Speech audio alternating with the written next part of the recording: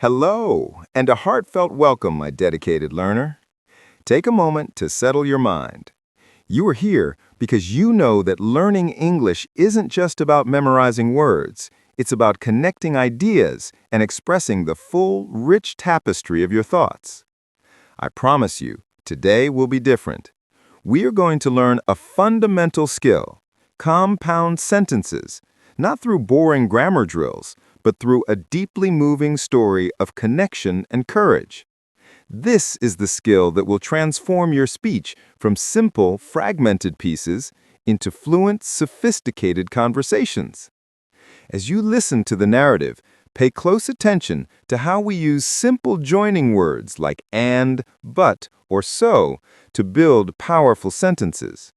Let these connecting words, these coordinating conjunctions, become natural parts of your thought process. Remember this always. Every act of learning, no matter how small, is a brave step toward a bigger future. Tell me, where in the world are you tuning in from right now? And what time is it where you are? Share it below. In the coming minutes, you will naturally absorb the structure of compound sentences, practice your listening comprehension in an immersive context, and gain a powerful life lesson about the importance of finding harmony between two separate realities. Our story takes us to the bustling, colorful streets of Bangkok, where the air is thick with the smell of street food and the energy of 1,000 dreams. Our protagonist is a woman named Lena. Lena was a phenomenal cook, an artist of flavor. She had a small, successful food stall that served the most delicious pad thai anyone had ever tasted. Her food was an institution, meaning a well-established and respected part of local life. However, Lena had two separate, seemingly unrelated dreams. First, she wanted to expand her food stall into a proper, cozy restaurant. This was her local dream, tied to her family and her roots. Second, she desperately wanted to apply for an international scholarship to study culinary arts in Paris, a dream that felt distant and required perfect English. Lena's problem was reflected in the way she spoke English. When she tried to talk about her life and her dreams, her sentences came out in small, choppy pieces. She would say things like, "I work hard. I want restaurant. I need money. It is difficult." These were all independent clauses, complete thoughts that could stand alone, but they sounded disconnected and lacked the flow of real conversation. One day, a respected food critic from an American magazine visited her stall. He loved her pad thai. He wanted to write a feature article about her, but he needed to interview her about her journey, her challenges, and her future vision. Lena tried to explain the struggle of balancing her ambition and her reality. She wanted to say, "I want to expand my stall, but I also have to save money for my daughter's education." Instead, it came out, "I expand stall, I save money for daughter. Problem." The critic, a kind but busy man, struggled to follow the fragmented story. He couldn't connect the two halves of her life. She tried to explain her Parisian dream. She wanted to say, "I have studied French cuisine for years, and I am finally ready to apply for the scholarship." But she said, "I study French food. I apply scholarship. Maybe." The critic misunderstood the relationship between her hard work and her goal. He only heard hesitation, not determination. Lena realized that her lack of grammar, specifically her inability to join her complete thoughts using words like but to show contrast, or and to add ideas, or so to show result, was making her sound less capable, less committed. Her life was complex, full of contrasts and consequences, but her language made it sound simple and broken. She watched the critic leave, the notebook still mostly empty. Just like Elias in our previous story, Lena felt the bitter sting of a missed opportunity, one that could have launched her onto the global stage. She realized she needed to learn how to connect her separate dreams into one clear, powerful narrative.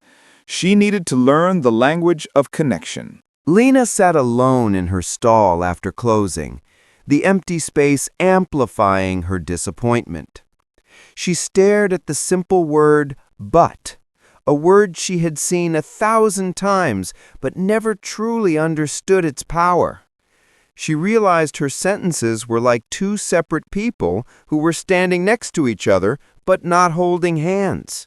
She needed the conjunctions to connect them. She found a young language tutor who explained the concept simply. Compound sentences are two complete sentences, independent clauses, joined by a coordinating conjunction. Think of the conjunction, words like for, and, nor, but, or, yet, so, the famous fanboys acronym, as a bridge connecting two equally important islands. Lena focused on 3 key conjunctions that could immediately transform her story: and, but, and so. First, and, to add an idea. She practiced combining her daily actions. Instead of, I wake up early, I start cooking, she now said, I wake up early and I start cooking before the sun rises. She felt the rhythm of the sentence change. It was smoother, more fluent. This showed the continuous nature of her hard work. Second, but, to show contrast or opposition. This conjunction allowed her to express the complexity of her life.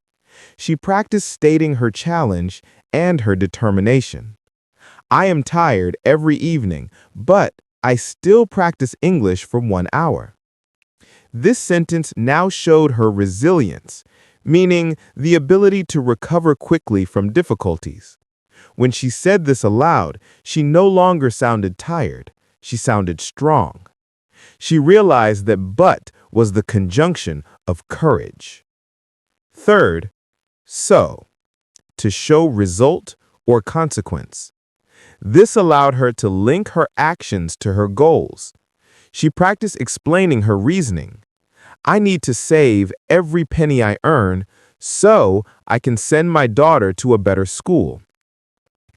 So transformed her simple actions into a powerful, purposeful plan. This phrase made her goal clear to anyone listening.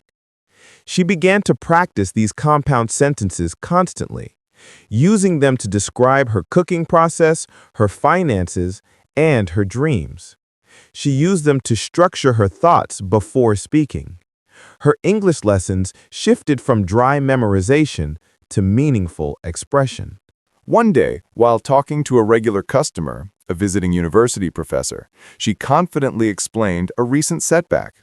She wanted to say that the recent monsoon had caused a delay in her construction plans.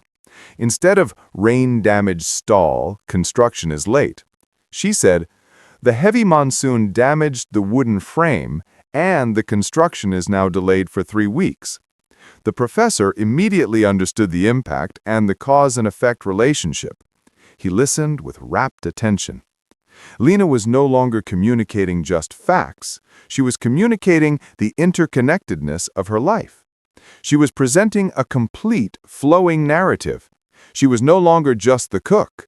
She was the architect of her own destiny, and her language finally reflected the depth of her ambition.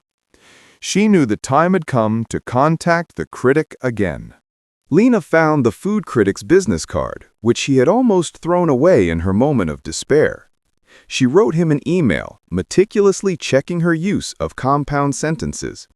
She wrote, I know you are a very busy man, but I hope you can grant me a second chance for an interview. For I have a clear vision of my future now. The conjunctions but and for gave her request the proper weight and courtesy. The critic was intrigued by her newfound confidence and agreed to meet her again. This time, the setting was the same busy stall, but Lena was a completely different person. When the critic asked about her vision, She spoke with a clear, steady voice, joining her ideas seamlessly. She said, "I work 16 hours a day, and I save 30% of my profits.